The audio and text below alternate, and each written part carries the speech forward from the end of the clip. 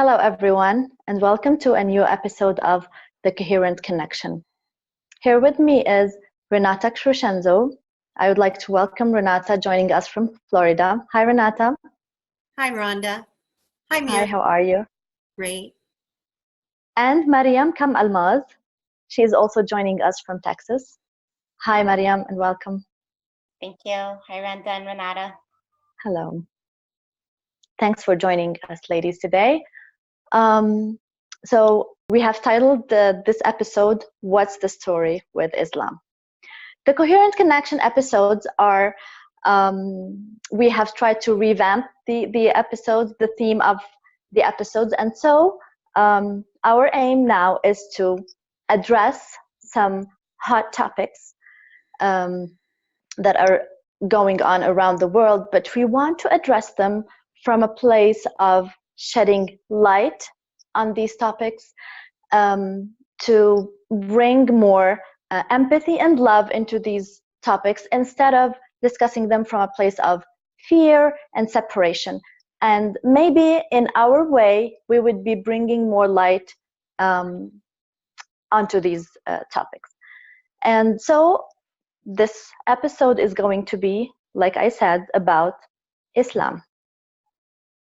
Islam is one of the Abrahamic monotheistic religions based on the belief that there is only one God and that Prophet Muhammad, peace be upon him, is his messenger. It is a religion that is practiced by 24% of the world's population. That's about 1.8 billion people. This feared religion that is battled ferociously in media nowadays for promoting terrorism is really just a victim of ignorance, judgment, and separation, and a subject of political agendas. But what we aim through this episode, what we really want to do is to clear a few misconceptions around this topic and look at it through a lens of love and inclusion rather than separation. And so we will present the topic from the point of view of a non-religious spiritual seeker, Renata, who was raised a Catholic, and Mariam, a conventional Muslim, living in a society that is plagued with Islamophobia, and myself, a Sufi Muslim. So I hope this has got you really interested in our topic, and you join us till the end of this episode, because we're going to be sharing really some amazing things. So Renata, I will start with you. I want to ask you, why are you willing to defend Islam? What has been your experience with Muslims, and what do you want to tell others about it? So yeah, there's a lot I want to say, and I know there's probably more that I can say than the time I have, but one of the things that kind of sparked this was a Facebook posting that said, "Don't let the media tell you who to hate." And it went on to say that there are so many Muslims in the world, and if the things that the media told us about Islam was true, there'd be people being killed constantly if it was really part of this religion. And I was very lucky from from middle school. I had a teacher who gave us a course on, it was a lot of things, but subliminal advertising, what Madison Avenue media does to influence people to buy or to have certain beliefs, and the effect on the culture. And that class told me to question everything. So since I was in junior high school, I always had the filter of, is this true? Like whatever the media is putting out, is there an agenda behind it? And I've went to a Holocaust museum a number of years ago, and it really helped me to understand propaganda and depictions of, the Jews back in Nazi Germany had depictions in the media that portrayed them as dangerous, as, not good people. And we know that that isn't true. So that was in service of the political agenda. that's exactly it. There are so many political agendas that are going around. People who are in power and control use political agendas to manipulate for their own agendas. Yeah. So having that awareness, I had a career in IT and I've traveled the world and I have met many, many Muslims. And my experience of the Muslim people that I met were that they were, gentle, respectful, kind. There was none of this, correlation to what the media was portraying. And my philosophy is, by their fruits you will know them. That was a teaching of Jesus. And he was speaking about the fruit of the Spirit, peace, love. There are these fruits of the Spirit that he said, when people exhibit that, that's what you know that. So I realized that the people that I was meeting who were following their religion were beautiful souls. There was nothing in the religion that would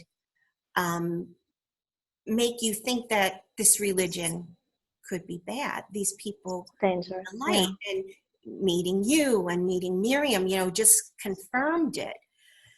And for me, it's more of a matter of justice. It's about where there are misconceptions that are influencing the world and people's perceptions. I feel like I just want to stand up and say, there's something off here. There's a misconception. Yeah.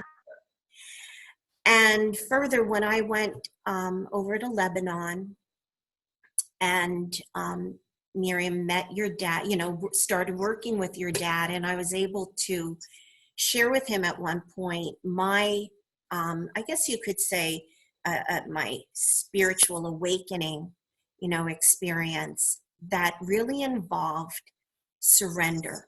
It was this surrender, what I call to the higher self, you could say, surrender to the voice of God in your heart. And I started consciously following that. And I shared that experience with your dad. And he said, do you know what the Arabic word for surrender is? And I said, no. And he said, it's the word Islam. And that really what Islam means is peace through surrender to God. And that struck me because I thought, wow, the whole religion is based on this experience of surrender, which I've had. And having had that experience, I am following my heart now. I am in a heart-based or heart-focused life, a paradigm shift from the surrender. So here's a whole religion. So, and then learning, that the same God of Abraham is the same God of the Muslims and the Jews. The Jews call him Jehovah. Muslims call him Allah. It's the same exact religion. So I also know that from having Jewish friends and being at Seder dinners, part of the prayer is, our God is one. That is a phrase that the Jews use. And then when I went and spent time with Miriam and heard the prayers that they're saying, they say, our God is one. It's the same. So I'm like, what's the deal with Islam being demonized, and the whole idea of, headscarves and the fears that we've had. It's from the media and these associations. Yeah. So it's not like I'm looking to convert to Islam. You guys know that I'm not religious, but at the same time, I have such appreciation for the beauty of the religion. I love Rumi's poetry. I love the whirling dervishes. There's so many things in the Sufi Muslim and, traditional Muslim and ideas from the Quran that you're always so passionate about that, Renata. Like if I mention something that is, a story in the Quran, you're like, yeah, this exists in the Bible, or this exists in the stories in the Torah, or you're so passionate about finding these similarities. It's funny you're saying that, because on the other side with Miriam, when I tell stories, I don't know, of what I've learned through my spiritual journey or things from the Bible, Miriam, you're always saying, what do you always say to me? The Quran, it's the same thing as in the Quran. They're very similar. It is basically the same teaching. I mean, that's what we've been. It started with Prophet Adam, and the same teaching has been what's it called? Given to the people up until to us. We believe that Prophet Muhammad was the last one to receive the complete message. Jesus is one of. Oh, absolutely. It's like that is something that I don't think Christians or non-Muslim people would know, that Even Jesus believed that he is a prophet of God, and God had sent his revelation through Jesus to the people. So we definitely look up to Jesus. We respect him. We love him. Moses as well. So I think that's a misconception. People, say, "Oh, turn to Jesus," when they call to Muslims. They don't understand. We believe in him. Jesus. We love Jesus. We follow Jesus. Yes, as we believe in Moses and Noah and as all well. all of them. And it's not to say there are no differences. I mean, your perspective on Jesus is going to be different than the Christian perspective. But what I think, for me, what it really gets down to, and I think this is what we're trying to communicate, is there are going to be ideological differences, the way we mentally structure our belief system around a religion, or what we choose to follow. But what it really comes down to is the spirit in the teachings, the intention from the heart is the same. I mean, that's how we're friends, because it's not because we agree mentally on any of the beliefs that we hold. It goes deeper than that, to the heart of love, that we have the same intentions of being in service to following the highest good from our hearts, that we're listening to God from our hearts. And I think that sense of surrender that you have as your religion is a truth that all of us want to come to. And that when we are in our hearts, that's when we connect. We connect on that deeper, freer level that's beyond the mind, beyond these mental constructs and beliefs. So that's where I want us all to be able to go, is to connect at the heart level, and bridge the differences, and really not focus on the ideology and the That's true. aspects. Yeah, and like you said, it's all about the intention. If we are focused on finding what separates us, we can really find lots of reasons. Like we can find millions of excuses why we should be separated and why we should not have this connection. But I think we were smart enough to choose differently and have different intentions in terms of, no, I want to approach this connection from a place of love and inclusion, and finding what's common. I've shared with Miriam has shared with me, teachings from the Quran, and we've read verses together, and we've compared verses, and I just have to defend the religion in the sense that it is not this evil, destructive,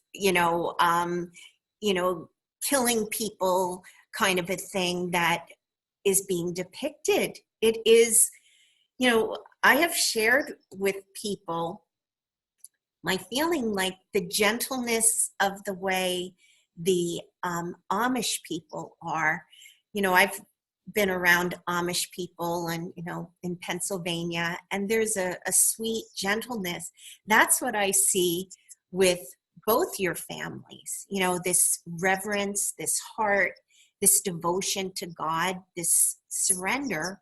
That's beautiful and very heart focused. And I just feel like people should know this. This is not, there's another reality here that I just want to stand up for. And that's why we're doing it. Thank you for your beautiful sentiment, Renata. And now I move to Mariam. Mariam, I want to ask you, how well did you fit in your society, in your community, before you wore the hijab? And what happened after you did that?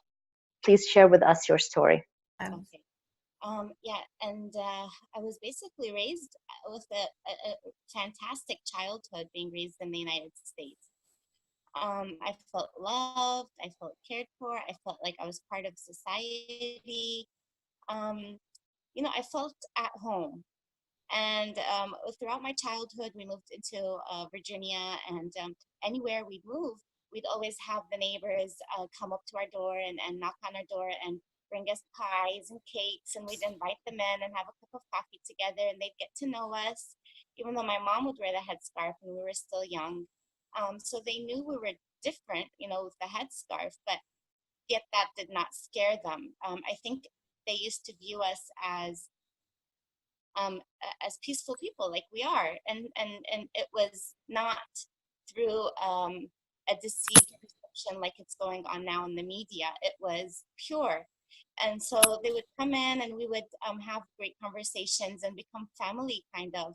And we'd spend time at their house. They would come over for dinner at our house. We'd always have great relationships with our neighbors. And even at school, I always felt like the teachers would always treat me different than the rest. Even like, when you'd have to go to the restroom, you'd have to get, like a signed paper allowing you to go to the restroom or out into the hallways. And when I'd be out in the hallway, the monitors, they would pass me by and not even ask to check my paper if it's signed, while they would ask other people that were passing by, because they trusted the one that was wearing the headscarf that I'm going to be honest. And I am. And I felt this change dramatically after 9/11. There was a huge difference. Right when it happened, I was in school, and I was in 11th grade, sitting in my first period classroom, when the principal came on through the speakers and announced what had happened. And I did not understand. I was like, what's happening? I don't understand. And not even 2 hours went by, and everybody was saying it was Osama bin Laden. And I said, who is Osama bin Laden? I had no idea who this person was. And school wrapped pretty quickly at that time, and we all went home because we were living in Virginia, and it was a dangerous place to be in at that time, especially since the Pentagon had also been attacked. And so we went home, and I remember my father being very worried. And he said, now people are going to think, that all Muslims are bad. I mean, the assumption was made so quickly that it was Muslims, and it made it seem like we're all, part of this, even though we have no idea what's going on. I remember we had to sleep on the floors.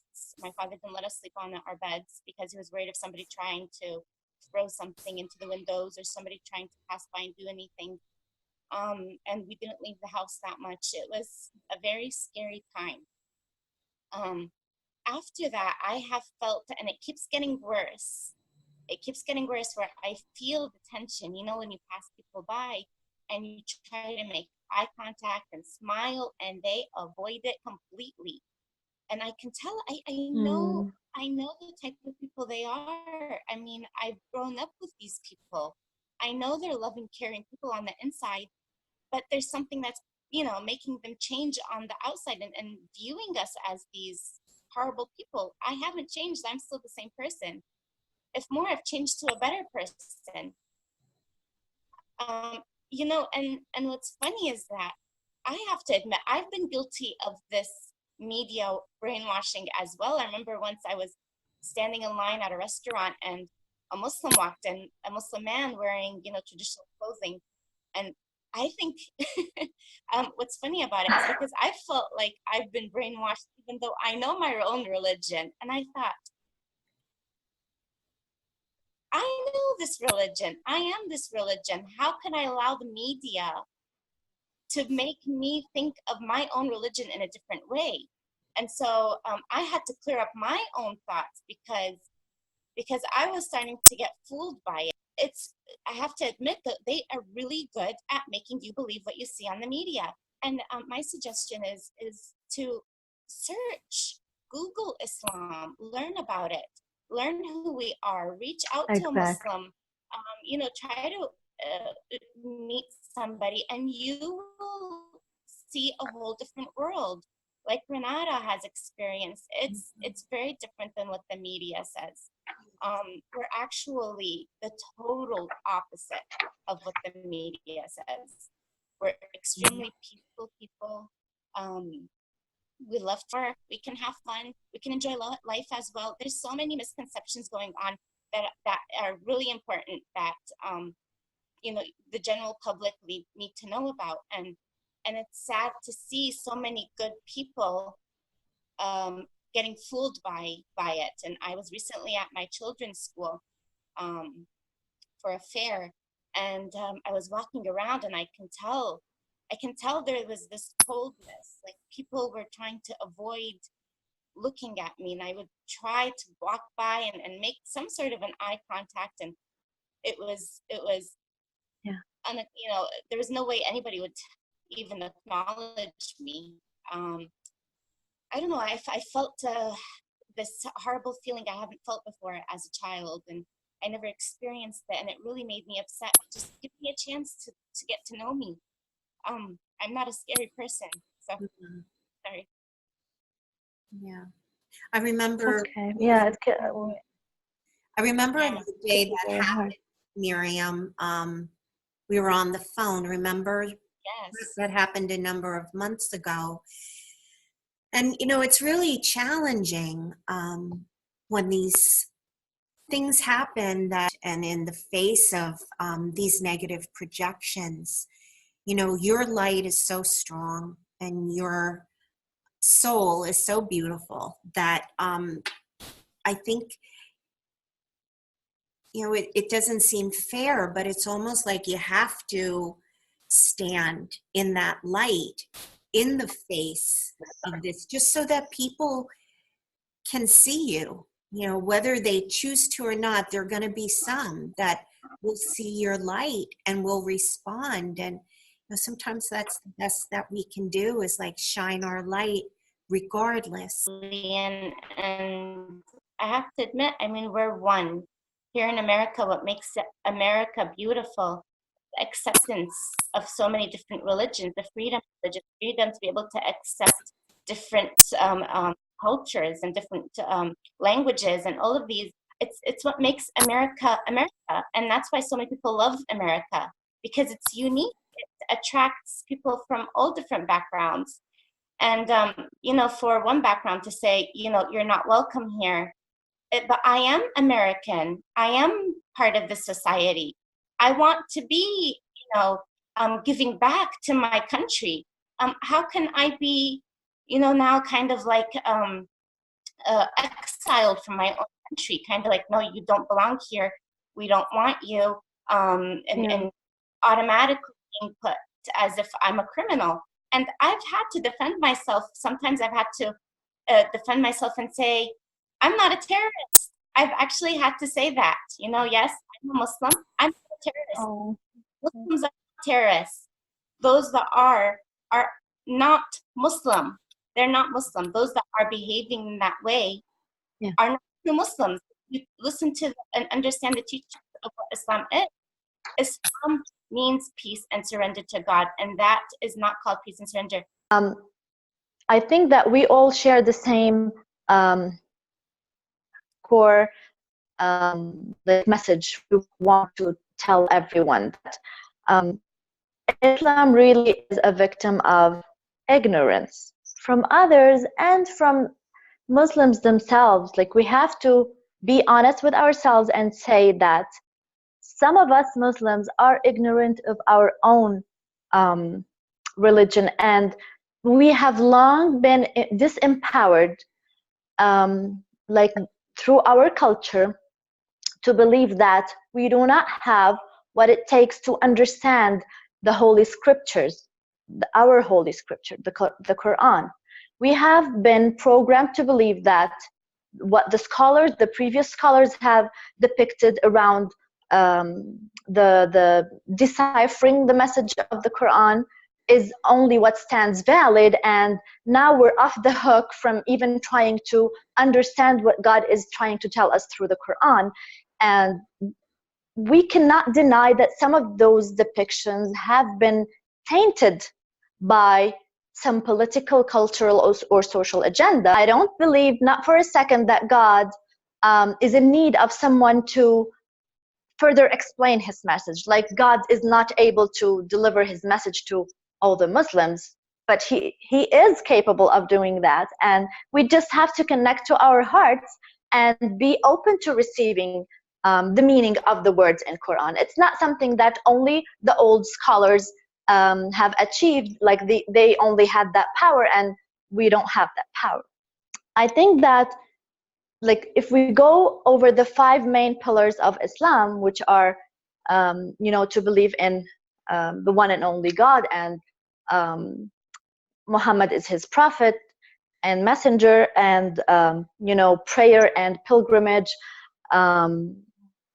zakat, like tithing, and fasting. These all are like a container for us that allows us to establish our connection to God.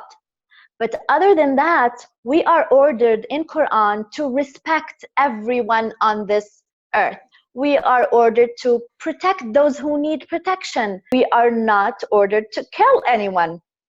And this is where some of us Muslims understand it the wrong way, because some people with a political agenda, it serves them to convince us that our religion wants us to go and kill people, where in fact it does not. For example, the example of jihad, and it's really about, jihad is where you are in a struggle. The struggle is really about, and we call it in Islam the biggest jihad, okay, which is the biggest struggle, is the struggle with one's ego, is trying to let go of everything that is a quality of the ego to reach to all the qualities of the heart and the soul. This is the main idea of jihad in Islam. But those who benefit from this idea for their own agendas, they make use of this concept in a very distorted way and try to get their own benefit from it, and thus distorting the face of Islam. But Islam is not what everyone is seeing in the media. If I am a bad Muslim, it does not mean that Islam is a bad religion. And so the same thing goes for other religions as well. I am not allowed to judge Christianity because I have met a Christian who was not good to me. No, there is a thing that I think there are people in America who call themselves Christians because they were born Christian. It's not necessarily that they're practicing or following the teachings, but they may go to church, but they're not following anything. They're just born Christian. And I think this may be the case with Muslims too. I would imagine all religions, that people call themselves something because they're born into it, but they're not in any way practicing. And so you guys, I know, are practicing, and you're living your faith. You're living from the heart. You're living in surrender. That's a true believer. And I think that all of us who are living from our hearts, living from the knowing of our connection to God, that's the connection. That's where we're connected. And that transcends all religion. So unfortunately, I think people who were not followers of faith, who call themselves Muslim, who do these destructive acts, have really done a disservice to the religion. They have nothing to do with the religion. And I think it's the same with Christians who commit crimes and, for their faith, people who bomb abortion clinics and, do these destructive things in the name of religion. That's not the religion. It's people who take their own personal agendas and politicize it. All of this, Exactly. it's politicism, it's not spiritual. So. And like in 2019, the biggest sin of all would be ignorance. Just like Mariam said, go educate yourselves on what this religion is. Go ask a Muslim, go talk to them and ask them about, what you think is fearful and scary about this religion. And so to move ourselves into a place of love and inclusion and Renata, I would like to ask you to guide us through a practice where we could extend this love and peace to everyone. And I'll just give you a little brief overview before we do it. We're going to bring attention to our hearts and breathe and awaken the power of our hearts. And we're going to start to bring to mind thoughts that elevate us. And as we're breathing the emotions and the vital life energy of these elevated thoughts and emotions, we breathe them into our heart. And as we do so, we're building and filling our electromagnetic field that is generated from our heart's energy, which is a scientifically measurable state. So let's get started with this heart lock-in, and I invite you to really grounded and planted in your bodies and comfortable in your seats, and bring your attention and focus to the area of your heart. And begin to breathe a little slower and deeper than usual. Perhaps 5-second breaths in, 5-second breath out. And visualize your breath moving through your heart. And see your heart expanding and contracting like a pair of lungs, filling with this loving energy. And now, let's bring to mind thoughts, memories, imaginations that elevate us. Thoughts of love,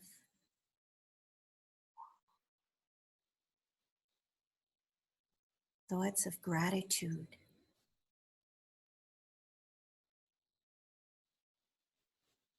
memories of those who've touched our lives, helped us, supported us, shown us the way, the gratitude we have for the goodness, for friendship. And as we feel these emotions, these elevated feelings of gratitude and love, let's breathe those emotions through our hearts. Know that this light that we're generating is filling our field. Breathe that in. And as our field fills, let's extend this loving energy from our hearts to the world, to all people, that they may know peace, non-judgment, understanding, wisdom. Be so in their hearts that we can discern the truth of the oneness that we are, about the true fruit of the Spirit that we could discern and not be influenced by the mind, but know the truth from the heart of who we are to each other. Let's extend that light out to all beings. They may know their own true natures of being love and the oneness that connects us. Extend that love out.